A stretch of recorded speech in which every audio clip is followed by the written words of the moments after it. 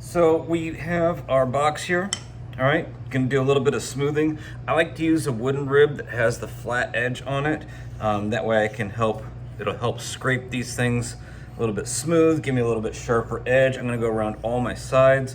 I wanna make sure that I smooth in this, because remember, this is the bottom, okay, or was the bottom, and I can still see those little seams where it was attached. So I wanna make sure that I get everything nice and clean, just so that it's nice and square all the way around. All right, the extra little bit of smoothing will also help connect all of these pieces together, so therefore we have a good, solid, strong box.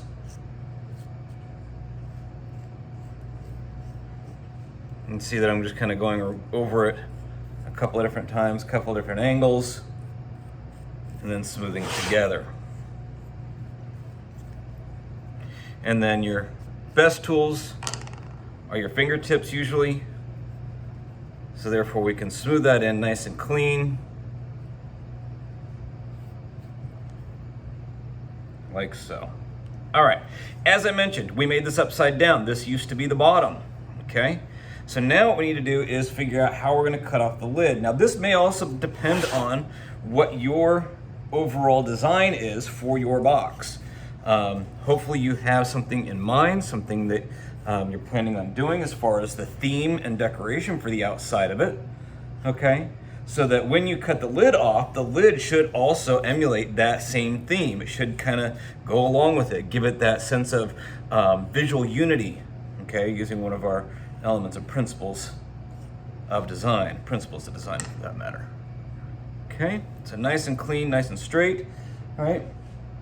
At this point, I've got an idea of what I'm gonna be making this look like, but in order to cut the lid off, all right, what we're gonna do is we're gonna go back to that same 45-degree angle. So I'm gonna actually draw out how I want this to be done.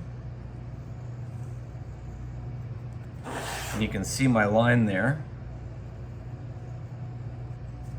Just kind of going in a wavy line. I'm gonna do kind of a beachy, bubbly, waterish kind of a theme when I'm all done with this, all right?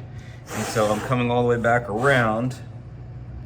So I wanna make sure that this lines up. Now, if I'm not happy with this for any reason, I can always change my mind, just smooth that out and redraw it, all right? So that's why I always like to draw stuff first so it doesn't come out.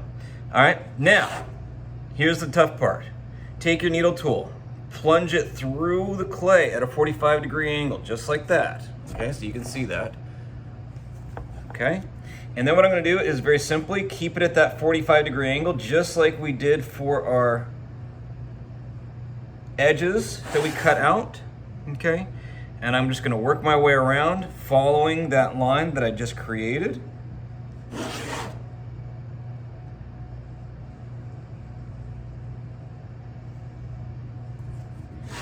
One more side here. Again, keeping this at a 45-degree angle is very important.